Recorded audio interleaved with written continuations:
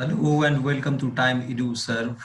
So this is our lecture 2.20 for the potential and capacitance. That was chapter 2nd of unit 1st electrostatics of class 12th physics. So in this lecture हम लोग पढ़ेंगे special method for complex combination of capacitor. तो इसका एक part हमने किया था, ये इसका सेकेंड पार्ट होगा। फर्स्ट पार्ट में हमने पोटेंशियल डिस्ट्रीब्यूशन मेथड से कॉम्प्लेक्स कॉम्बिनेशन ऑफ कैपेसिटर को सॉल्व करना सीखा था। ओके, सो इस लेक्चर में हम लोग जो टॉपिक्स कवर करेंगे, सबसे पहले Kirchhoff's law for capacitor circuits देखेंगे कि कैपेसिटर के सर्किट्स में किरचॉफ्स लॉ कैसे काम करता है। ओके, उसके बाद व्हीटस्टोन ब्रिज सर्किट देखेंगे, then after charge distribution method and then finally infinite series methods और कुछ क्वेश्चन सॉल्व करेंगे। Okay, so let us start. तो सबसे पहले Kirchhoff's law for capacitor circuit. तो ये आप देख रहे हैं कॉम्प्लेक्स सर्किट है, इस सर्किट को आप सिंपली सॉल्व नहीं कर सकते, तो इसके लिए हम लोग क्या यूज करते हैं, किरचॉफ्स लॉ। एक्चुअली ये किरचॉफ्स लॉ जो है कैपेसिटर सर्किट के को सॉल्व करने के लिए, ये ऑलमोस्ट बहुत जगह आपको काम आएगा। हर एक क्वेश्चन में आप चाहें तो इसका यूज कर सकते हैं। ठीक है, so basically the first law, Kirchhoff's law दो लॉ से मिला होता है, दो लॉ से मिलकर बना होता है। Kirchhoff's law consist of two laws. The first law is based on conservation of charge. आपको पता है कंजर्वेशन ऑफ चार्ज क्या होता है? कंजर्वेशन ऑफ चार्ज होता है the total charge in an isolated system is always remain constant. Okay, so the plates of capacitor, if connected with the battery or cell, then the total charge on positive terminal is equal to the negative terminal. आप देखिए ये जो capacitors यहाँ पे हम देख रहे हैं सर्किट है, हमारे पास 1 2 3 4 5 कैपेसिटर्स है। ओके, ये 5 कैपेसिटर्स आप देखेंगे, इसमें ये C1 कैपेसिटर का पॉजिटिव प्लेट, C2 कैपेसिटर का पॉजिटिव प्लेट और C3 का और C4 का नेगेटिव प्लेट्स। ये इसके अलावा जैसे ये प्लेट जो ये डॉटेड लाइन से आपको अटैच है, डॉटेड लाइंस के अंदर में जो है ये सब कैपेसिटर आप देखेंगे, ये सब प्लेट जो है सब किसी बैटरी के टर्मिनल से अटैच नहीं है। और ये जो बाकी का है, जैसे C1 का पॉजिटिव प्लेट और C2 का पॉजिटिव प्लेट, ये बैटरी से कनेक्टेड है, और C3 का नेगेटिव प्लेट और C4 का नेगेटिव प्लेट भी बैटरी से कनेक्टेड है। यहाँ से ये जो वायर जा रहा है ये बैटरी से इसको कनेक्ट कर रहा है। ओके, सो इस प्लेट को ही बैटरी से ये कनेक्ट कर रहा है। तो बचा क्या, ये वाला रीजन जो आपका बचा है, ये रीजन है बैटरी से नॉट कनेक्टेड, और नीचे ये वाला रीजन जो है, इसमें भी जितने प्लेट्स हैं ये सब बैटरी से कनेक्टेड नहीं है। तो देखो यहाँ पे लॉ कैसे लगता है। तो जो प्लेट कनेक्टेड नहीं होगा कैपेसिटर से, ओके, जो प्लेट्स कनेक्टेड नहीं होगा और जो कनेक्टेड होगा, दोनों के लिए हम लोग अलग करते हैं। सबसे पहले लिखते हैं कनेक्टेड वाले के लिए। अगर कनेक्टेड हम देखते हैं जो प्लेट्स कनेक्टेड है, तो कनेक्टेड के लिए हम लोग क्या करेंगे सो फॉर कनेक्टेड प्लेट्स हम यहाँ लिखते हैं अलग से कनेक्टेड के लिए और नॉट कनेक्टेड के लिए। Okay, and for not connected, not connected. Okay, so connected plates हमारे पास ये हुए और ये, तो इसके ऊपर जितना चार्ज है, ये चार्ज कितना है Q1 और ये Q2, so Q1 plus Q2 must be equal to इसी बैटरी के नेगेटिव टर्मिनल से जो प्लेट्स कनेक्टेड होगा, मतलब Q3 और Q4 is equal to Q3 plus Q4। Okay, तो ये आपका एक इक्वेशन बनेगा। इसका मतलब क्लियर ये है कि इस पॉइंट से, यहाँ से जो चार्ज जितना इन करेगा उतना ही चार्ज यहाँ से वापस आएगा। सपोज अगर मैं कहूँ यहाँ से चार्ज Q इन कर रहा है, तो वापस चार्ज यहाँ से Q आउट होगा। ठीक है, मतलब बैटरी से जितना चार्ज इन करेगा उतना ही चार्ज निकलेगा। सो सपोज Q चार्ज निकल रहा है तो Q चार्ज के वापस आना चाहिए इसमें बैटरी में। ठीक है, तो ये पहला इक्वेशन आपको मिलेगा यहाँ से। So if the plates are connected, if the plates of capacitors are not connected, if it is not connected, यहाँ पे हम देखेंगे दो सिस्टम हमारा है ऐसा जो नॉट कनेक्टेड, मतलब ये इसको अगर हमने डॉटेड लाइंस के अंदर बंद कर तो ये पूरा आइसोलेट हो गया, और इस तीनों प्लेट के ऊपर जो चार्ज होगा ना, इस चार्ज का सम अगर हम यहाँ निकाले, सपोज मान लो ये माइनस Q1 है इस प्लेट के ऊपर, माइनस Q1, यहाँ पे है प्लस Q3 और ये रहा plus Q5। Okay, so plus Q5 is equal to 0, ये एक इक्वेशन होगा। और इस आइसोलेटेड सिस्टम में हम देखेंगे जो कनेक्टेड प्लेट नहीं है किसी बैटरी के टर्मिनल के साथ, okay, so these are isolated plates, तो इन सब का चार्ज का सम जो होगा ये हो जाएगा माइनस Q2 प्लस Q4, ये वाला plate plus Q4 plus Q4 और ये minus Q5। Okay, minus Q5। तो ये चार्ज बेस्ड इक्वेशन, तीन इक्वेशन किरचॉफ लॉ से किसी भी कैपेसिटर सर्किट के लिए निकाल सकते हैं। Okay, now we will see the second law. Second law क्या होता है किरचॉफ्स का, वो देखते हैं। सर्किट वैसा ही रहेगा, ये बेस्ड होता है कंजर्वेशन ऑफ एनर्जी के ऊपर। और आपको पता है जैसा कि अगर इलेक्ट्रोस्टैटिक फोर्स है, ये फोर्स जो होता है ये कंजर्वेटिव फोर्स होता है, और work done in a close conducting path for this type of force is actually zero. और वर्क डन जो होता है इस कंजर्वेटिव फोर्स के लिए क्या होता है, पाथ इंडिपेंडेंट होता है। मतलब किस रास्ते से आप जा रहे हो, मान लो इस चार्ज के यहाँ पे मान लो कोई चार्ज क्यों रखा है, तो यहाँ से यहाँ पे लेके आप किसी चार्ज को जा रहे हो, तो जो वर्क डन होगा आपका ये पैथ से इंडिपेंडेंट होगा। मतलब ऐसे लेके जाओ, ऐसे लेके जाओ, ऐसे लेके जाओ, किसी पैथ से जाओ, पैथ से वर्क डन इंडिपेंडेंट होता है। Okay, so now if we move from positive plate, suppose मान लो हमारे पास एक कैपेसिटर है, ये इसका पॉजिटिव प्लेट है, ये नेगेटिव प्लेट है। अगर हम इस पॉजिटिव प्लेट से नेगेटिव प्लेट की तरफ जाएं, सपोज जैसे यूनिट चार्ज को लेके, तो यहाँ पे जो पोटेंशियल ड्रॉप मतलब होगा, यानी जो वर्क डन होगा, work done is equal to the potential difference ये ऑफ यूनिट चार्ज। तो यहाँ पे जो पोटेंशियल ड्रॉप होगा या वोल्टेज ड्रॉप होगा is equal to Q upon C। Okay, अब देखो ये डिपेंड करता है कि हम किधर जा रहे हैं। अगर मान लो हमारा ये कैपेसिटर है, सपोज ये चार्ज इसके ऊपर Q है, इसका capacitance C, and this is positive plate and this is negative plate. अगर हम पॉजिटिव से नेगेटिव जाते हैं, ओके, तो यहाँ जो पोटेंशियल ड्रॉप होगा, voltage drop B, this will be obviously equal to Q upon C। But यहाँ हम पॉजिटिव टर्मिनल से नेगेटिव टर्मिनल की तरफ जा रहे हैं, तो पोटेंशियल एनर्जी क्या होगा, कम होगा, डिक्रीज करेगा, मतलब ड्रॉप होगा। ठीक है, तो हम यहाँ नेगेटिव साइन यूज करेंगे। तो बेसिकली दिस इज कन्वेंशन। और सिमिलरली अगर आप नेगेटिव प्लेट से पॉजिटिव प्लेट की तरफ जा रहे हो, so this is our path, ये हमारा पाथ है जाने का। ठीक है, तो यहाँ पे जो पोटेंशियल होगा this will be plus Q upon C। Okay, so this is simple कि अगर जब भी आप किसी लूप में घूमेंगे, किसी पाथ में, अगर एक पॉइंट दूसरे पॉइंट पे आप जा रहे हो, सपोज A से B पे आप, और बीच में कैपेसिटर है, तो कैपेसिटर के पॉजिटिव से नेगेटिव प्लेट की तरफ आप जा रहे हैं, तो पोटेंशियल ड्रॉप जो होगा this will B negative Q by C। And if we are moving from negative plate to positive plate, then the potential drop will be plus Q by C। Okay, so अब अगर cell के बारे में हम देखें, if in any circuit we have to identify the close loop, और उस loop में हम देखेंगे कि हमारे पास कैपेसिटर आ रहा है या सेल आ रहा है। If we encounter a cell, अगर मान लो हमने सेल इनकाउंटर किया, अगर इस रास्ते से हम जा रहे हैं, सेल इनकाउंटर किया, तो पॉजिटिव टर्मिनल ये सेल का, ये नेगेटिव टर्मिनल, तो यहाँ पे जो पोटेंशियल ड्रॉप होगा, इसका पोटेंशियल ऑब्वियसली भी होगा, कुछ ना कुछ वोल्टेज होगा इससे इसका। यहाँ पे जो आप पोटेंशियल ड्रॉप करोगे, सो पॉजिटिव टू नेगेटिव, ये हम लिखेंगे माइनस V। सो पॉजिटिव से नेगेटिव जाने के टर्म में। और यही चीज अगर आप पॉजिटिव से नेगेटिव की तरफ जा रहे हो, positive and this is negative, then we will write potential drop, और वोल्टेज ड्रॉप जो होगा this will be plus, sorry ये एक्चुअली उल्टा हो गया यहाँ पे। ये देखो, ये पॉजिटिव प्लेट, ये negative plate, okay, and our path is like this. हम नेगेटिव से पॉजिटिव प्लेट की तरफ जा रहे हैं, राइट। तो यहाँ पे जो पोटेंशियल ड्रॉप होगा हमारा, this will be plus V। Okay, this will be plus V। तो नेगेटिव से पॉजिटिव टर्मिनल की तरफ जाएंगे तो पॉजिटिव पोटेंशियल गेन या पोटेंशियल गेन होगा, this will be plus V। और जब पॉजिटिव से नेगेटिव जाएंगे तो पोटेंशियल लॉस होगा, this will be minus V। Okay, so overall हमें क्या करना होता है किसी भी सर्किट में इस तरह का लॉ लगाने के लिए, दो लॉ हमने देखा, दो तरीके का कन्वेंशन देखा इस तरीके से। और यहाँ पे जो बेसिकली सेकेंड लॉ है, सेकेंड लॉ ये कहता है कि किसी भी सर्किट में आप जब मूव करते हैं तो टोटल पोटेंशियल ड्रॉप जो होता है किसी एक लूप का, total potential drop long any loop is zero.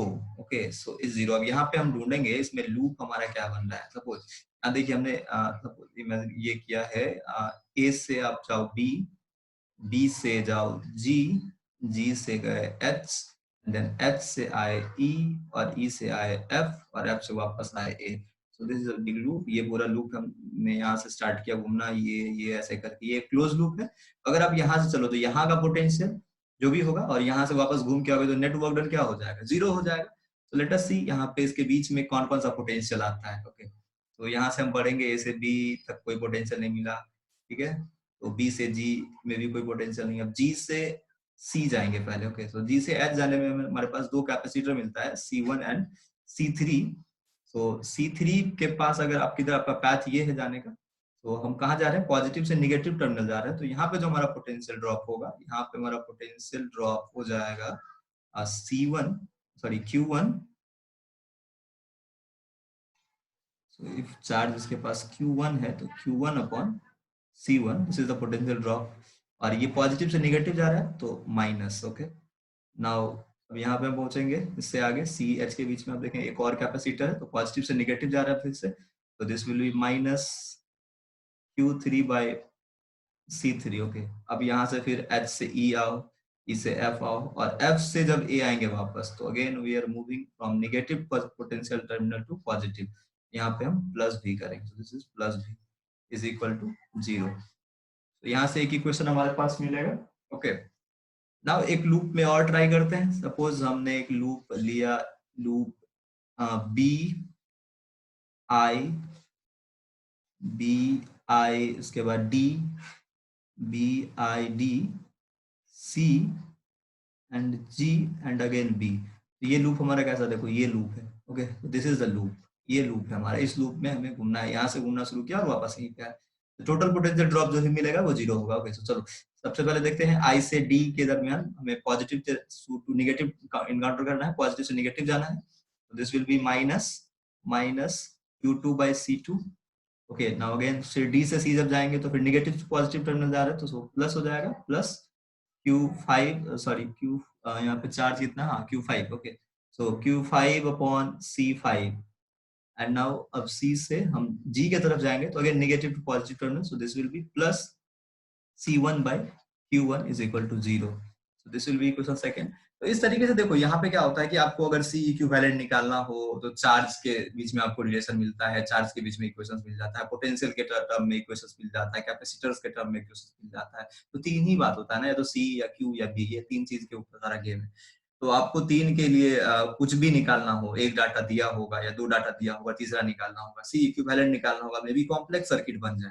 तो कॉम्प्लेक्स सर्किट अगर बन जाता है तो यहाँ पे हम इस तरीके से इक्वेशंस बना के C इक्विवेलेंट निकाल सकते हैं, ओके। तो इसके बाद हम लोग एक एग्जांपल करेंगे, उससे आपको क्लियर आउट पता चलेगा कि कैसे हम लोग C इक्विवेलेंट निकालेंगे, या फिर हर एक चार्ज प्लेट कैपेसिटर के प्लेट के ऊपर चार्ज निकालेंगे। इस तरीके से हमने अभी क्या देखा कि लूप में कैसे किरचॉफ सेकंड लॉ लगाते हैं और कैसे सम ऑफ पोटेंशियल्स को 0 करते हैं एक क्लोज लूप में। इस तरीके से आप और भी लूप में लगा सकते हो। सपोज मान लो अगर ये लूप है हमारा, दिस इज अ लूप, तो काम क्या होता है यहाँ पे करना, हमें सबसे पहले लूप पहचानना होता है। आपको लूप को क्या करो, नोमेनक्लेचर करो, लूप का नाम दो कुछ। सपोज हमने यहाँ पे लूप का नाम दिया है CHJDC, तो दिस इज अ लूप, ये लूप है हमारा। और हमारा पैथ क्या है, C से H, H से J, J से D, D से C। तो C से जब H जाओगे तो दिस अगेन C3, तो पोटेंशियल पॉजिटिव टू नेगेटिव, तो minus C3 upon Q3 and then उसके बाद H से J कोई कैपेसिटर नहीं, J से D आ रहा है तो फिर से हमारा नेगेटिव टू पॉजिटिव जा रहा है, तो plus C4 upon Q4, C4 upon Q4। और जब D से C जा रहा है तो D से C जा रहा है तो नेगेटिव टर्मिनल मिल रहा है फिर से प्लेट का पहले, तो plus C5 by Q5 is equal to 0। Okay, so this will be the equation for यहाँ पे हम चार्ज और कैपेसिटर के बीच में पोटेंशियल के टर्म में एक्चुअली सब पोटेंशियल ड्रॉप है, तो टोटल पोटेंशियल ड्रॉप कितना हो जाएगा, 0 हो जाएगा। और यहाँ से हमारे पास क्या मिल गया, इक्वेशन मिल गया चार्ज और कैपेसिटेंस के टर्म में। तो इस तरीके से हम लोग इसको यूज करके काफी सारे प्रॉब्लम्स को सॉल्व आउट कर सकते हैं, ओके। तो हमारे पास एक क्वेश्चन है, एक सर्किट नेटवर्क आपको दिख रहा है कैपेसिटर्स का, और यहाँ पे हमें निकालना है, find out, we have to find out charges on each plates of charge on each plate of capacitors। सारे प्लेट के ऊपर चार्ज निकालना, ओके। तो सबसे पहले क्या करना है, हम सारे प्लेट्स के ऊपर क्या करेंगे ना, चार्ज कुछ ना कुछ रैंडम डिस्ट्रीब्यूट कर देंगे। जैसे Q1, this will have Q1, this will have Q2 and this will have Q3। okay, so suppose this is connected with positive terminal, इसका ये positive terminal हो जाएगा, ये negative terminal, and see this is connected with negative and this is connected with negative, and again बाकी ये देखो, ये इसके साथ नेगेटिव, तो ये पॉजिटिव होना चाहिए, and this will be again positive terminal, so this must be positive and this must be negative. हमने क्या किया यहाँ पे चार्जेस का वो कर दिया, चार्ज सारा डिस्ट्रीब्यूट कर दिया सारे प्लेट्स के ऊपर। अब हमें क्या ढूंढना है, फर्स्ट स्टेप हमें ढूंढना है कि जो पॉजिटिव टर्मिनल है बैटरी का, ये सेल का, ये किस किस प्लेट्स के साथ कनेक्टेड है। ये प्लस Q1 के साथ कनेक्टेड है और ये प्लस Q2 के साथ कनेक्टेड है। हमने क्या पढ़ा है लॉ कि पॉजिटिव टर्मिनल के साथ जितने चार्ज कनेक्टेड होंगे, sum of those charge was Q1 and Q2 must be equal to the charge connected to the negative terminal। तो नेगेटिव टर्मिनल के साथ हमारा ये प्लेट कनेक्टेड है और इसके ऊपर चार्ज क्या है Q3, so this is equal to Q3। so let us say this is question 1। so ये हमारा फर्स्ट इक्वेशन हो जाएगा। अब इसके बाद हम क्या कर सकते हैं यहाँ पे, और किसी लूप में, और जो आपका ये तो कनेक्टेड वाला हो गया। अब नॉट कनेक्टेड वाला जो प्लेट्स है, जैसे ये प्लेट और ये प्लेट, इनके ऊपर जितने भी चार्ज होंगे इनके सम हो जाएंगे 0। so this will be a minus Q1, okay, minus Q1, and this is minus Q2, and this is plus Q3 is equal to 0। so this is equation, let us say second। तो यहाँ से एक equation हमारे पास आ सकता है, again वही चीज, देखो सेम बात यहाँ से निकल के आया। ओके, तो हमने देखा कि यहाँ पे ये जो लॉ है हमारा किरचॉफ्स का फर्स्ट लॉ की, अगर किसी लूप में आप देखो, यहाँ पे जब जो कनेक्टेड रहता है पॉजिटिव टर्मिनल से, और बैटरी से जो भी इसका प्लेट कनेक्टेड होगा, उसके पास इतना पोटेंशियल होगा जितना वो नेगेटिव टर्मिनल के पास कनेक्टेड प्लेट्स के पास होगा। So Q3 is equal to Q plus Q1 plus Q1 plus Q2। And बाकी जो प्लेट्स हैं जो नॉट कनेक्टेड है, यानी जो आइसोलेटेड प्लेट्स हैं, तो this is isolated plates.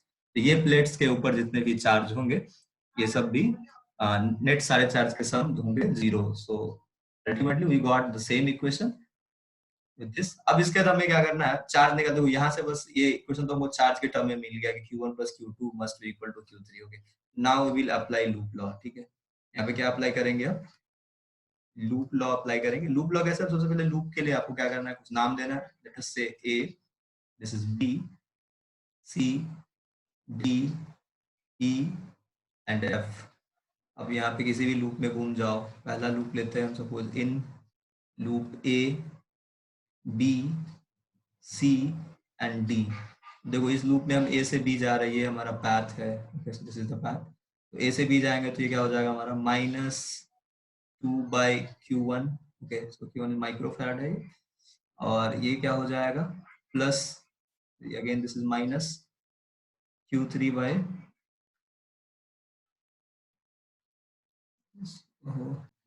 so this will be actually Q1/2 and this will be Q3 minus Q3/6। and C से जब D पे जाएंगे तो हम नेगेटिव टू पॉजिटिव टर्मिनल की तरफ जा रहे हैं, तो it will be plus 10V, this is plus 10 volt and ultimately equal to 0। so let us say this is equation second। okay, so एक इक्वेशन आपके पास यहाँ पे, इन दोनों में से कोई एक इक्वेशन आप ले लो। so Q1 plus Q2 is equal to Q3, this is the first equation and this we get the second equation। ये हमारा सेकंड इक्वेशन बन गया। अब इसके बाद एक और लूप में घूम के देखते हैं। इसको आप ऐसा भी लिख सकते हैं Q1/2 plus Q3/6 is equal to 10 volt. Second देखो हमारे पास एक और इक्वेशन, क्योंकि यहाँ वेरिएबल क्या है, तीन चार्ज है ना, तो तीन चार्ज के लिए आपको तीनों वेरिएबल है, तो तीन इक्वेशन चाहिए है। तो तीन इक्वेशन के लिए एक हो गया, ये दूसरा हो गया। एक और लूप हम सिलेक्ट करेंगे, suppose in loop B, E, F, C, D। Okay, इसमें आप B से E जाएंगे सबसे पहले, तो B से E जब जाएंगे तो नेगेटिव टू पॉजिटिव जा रहे हैं 4 माइक्रोफैराड में, तो this will B Q2/4। So this will be plus, actually plus Q2/4। And जब E से F जाओ, कोई कैपेसिटर नहीं है, F से C गया तो प्लस से माइनस, यानी -20 वोल्ट, एंड C से जब B गया तो -2 प्लस, यानी plus Q3/6 equal to 0। So let us say this will be equation third। अब इसको हम ऐसा लिख सकते हैं, so this will be actually Q2/Q4 plus Q3/6 is equal to 20 volt। Okay, so this is equation third। अब देखो हमारे पास तीन इक्वेशन है, तीन वेरिएबल है, तीनों को सॉल्व करेंगे और हमारे पास तीनों चार्ज का वैल्यू आ जाएगा सॉल्व होके। ओके, सबसे पहले हम तीनों इक्वेशन को एक साथ अरेंज करके लिख लें, then it will be better way to solve. So we will get these three equation. ये तो पहला वाला ही है, और सेकेंड वाले इक्वेशन को हमने क्या किया, इसका एलसीएम लेके इसको सॉल्व कर दिया है, एंड सिमिलरली इक्वेशन थ्री को भी सॉल्व करके ये ऐसा करके लिखा है। ठीक है, अब क्या करना है, तीनों इक्वेशन को सॉल्व करना है। सो सॉल्व करने के लिए हमें क्या करना है, Q3 का value, we will put value of Q3 in second and third. This is equation third actually. तीसरे में हम क्या करेंगे, Q3 का वैल्यू पुट करेंगे तो हमारे पास दो इक्वेशन होगा, Q1 और Q2 के टर्म में, then easily you can find out Q1 and Q2।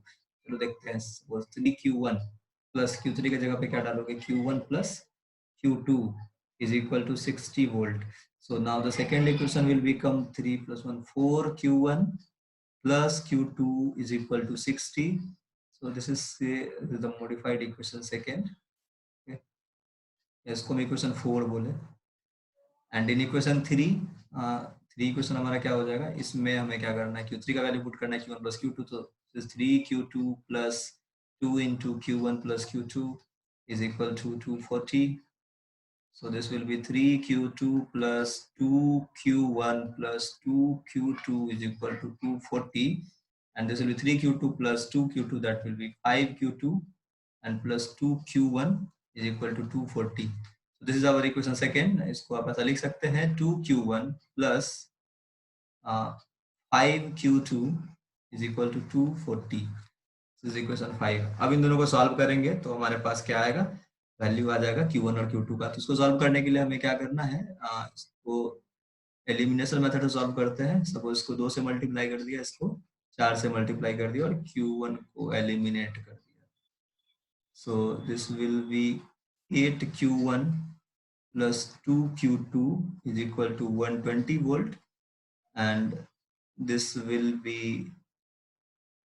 8Q1 plus 20Q2 is equal to 0 steam.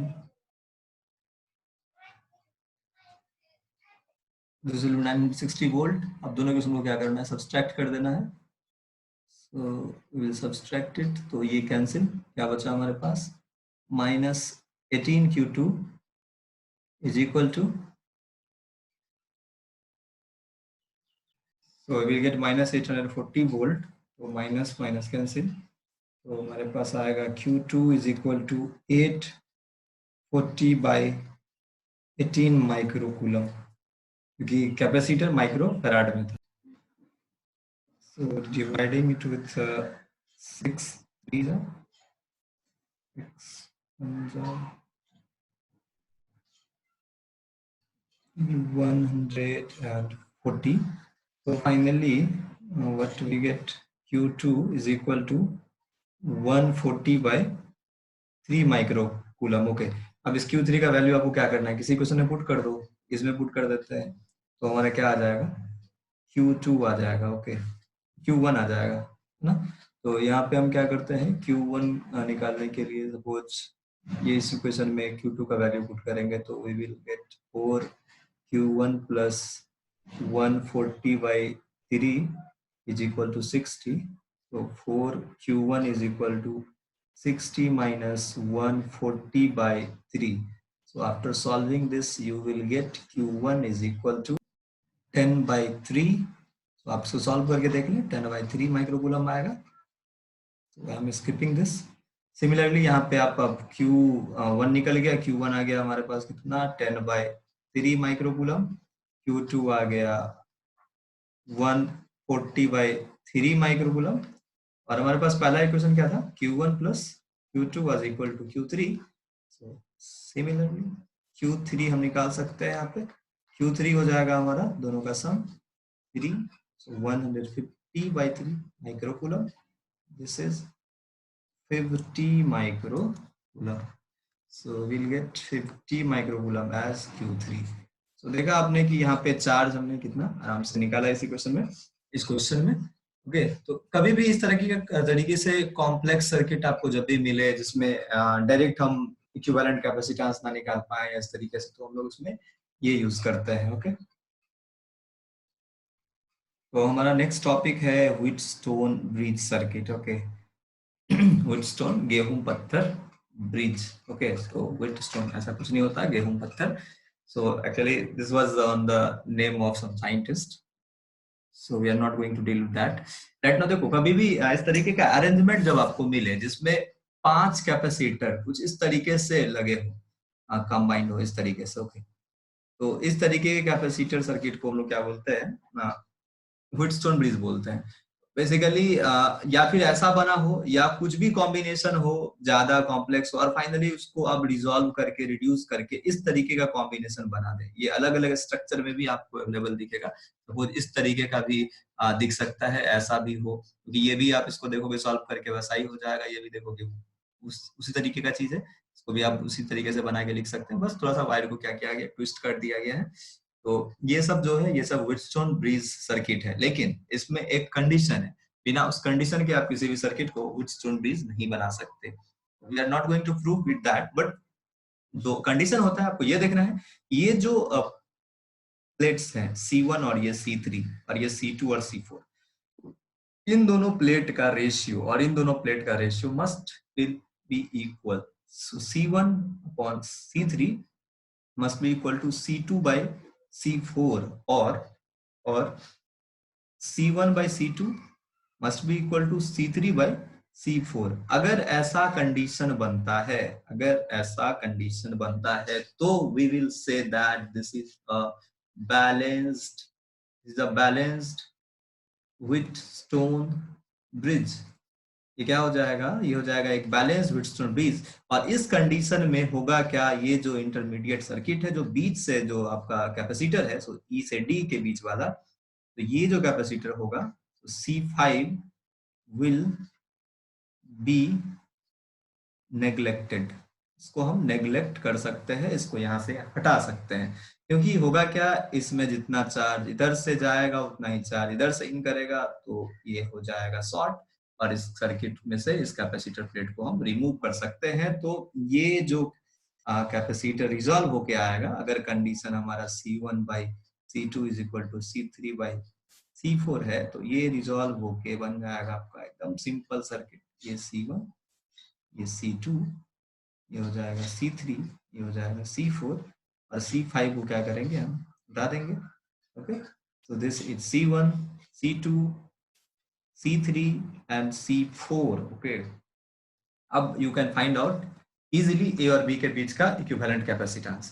Similarly कैसे सिंपली निकालेंगे आप, ये दोनों सीरीज में, ये दोनों सीरीज में, और फाइनली इन दोनों को का सीरीज सम करके दोनों का पैरेलल कॉम्बिनेशन निकाल लेंगे, and we will get the C equivalent easily। Okay, so this is Wheatstone bridge। I hope समझ में आगे होगा हम लोगों को Wheatstone bridge कैसे करते हैं सब। तो देखो, इस तरीके का कंडीशन अगर मिलता है आपको, तो उसको भी हम उसी तरीके से रिजॉल्व करेंगे।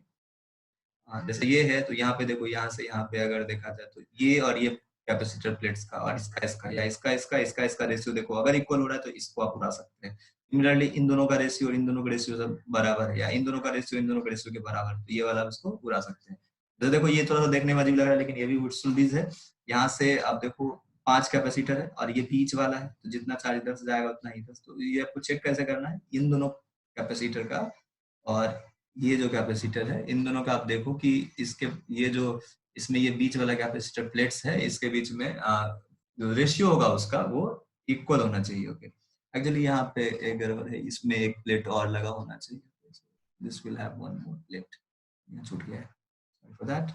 यहाँ एक प्लेट लगा दो, तो क्या होगा कि इसमें से इसको आप निकाल सकते हैं, तो ये सिंपल वुडस्टोन सर्किट बन जाएगा। Okay, and we can solve it very easily. तो ये क्वेश्चन है हमारे सामने, और इसका हमको निकालना है सी इक्विवेलेंट। तो थोड़ा सा देखने में कॉम्प्लेक्स लग रहा है, लेकिन इसे हम कन्वर्ट करेंगे व्हीटस्टोन ब्रिज सर्किट में। देखो कैसे, ये यहाँ पे आप क्लियरली देख सकते हैं, जो जो सीरीज पैरेलल आपको सीधा सीधा दिखे उसको तो पहले सॉल्व कर लो। ये दोनों सीरीज, ये तीनों सीरीज, ये तीनों सीरीज, ये तीनों सीरीज, ये दोनों पैरेलल, ये दोनों, ये बस सिंगल। तो इसको सीरीज में करोगे तो 18 और 9 का सीरीज कर दे आप, ये ओवरऑल इसका जो फाइनल सर्किट मिलेगा आपको, ये कुछ ऐसा बन के आएगा। This will be the resultant circuit. Okay, इनका पूरे का सॉल्व करोगे अगर 18 और 9 का सीरीज को, this will B 6C and this will B 2C। Okay, 18 और 9 3 का 2C हो जाएगा, आप करके देख सकते हैं रेसिप्रोकली ऐड करके इसको, और इसको भी करेंगे तो 6C हो जाएगा। अब दोनों ये पैरेलल हो गए, ये दोनों पैरेलल हो गए तो 6C और 2C कितना हो जाएगा, 8C। This will B 8C। अब ये देखो तीनों सीरीज में है, दिस विल बी C/3। अब ये तीनों सीरीज में है तो 8 4 और 24 का अगर सीरीज कॉम्बिनेशन करो तो ये इक्विवेलेंट निकल के आएगा 4C। इसको आप सॉल्व करके देख सकते हैं 4C। And similarly this is 2C and this 2 और 2 पैरेलल है, this will B 4C। Okay, अब ये चेक करना है कि ये व्हिटस्टोन ब्रिज है भी या नहीं, तो आपको क्या करना है, इसका इसका रेशियो चेक करो और इसका इसका रेशियो चेक करो। C 8/4, 8C/4C, is it equal to 4/2C? Obviously 2 2 4, 2 4, so this is a Wheatstone bridge। Okay, अब यहाँ से करना क्या, Wheatstone bridge में कंडीशन इसको उड़ा देना है, तो बचेगा आपके पास सिंपल एक 8C, ये 4C के साथ सीरीज, और यहाँ से नीचे आपके पास फिर से एक 4C और ये 2C। so this is 4C, 2C, 8C and this is 4C। अब इसका इक्विवेलेंट आप आराम से निकाल सकते हैं, तो 8 और 4 का series, so this will be 8 4 is 32C square divided by 8 plus 4C, that is 12C।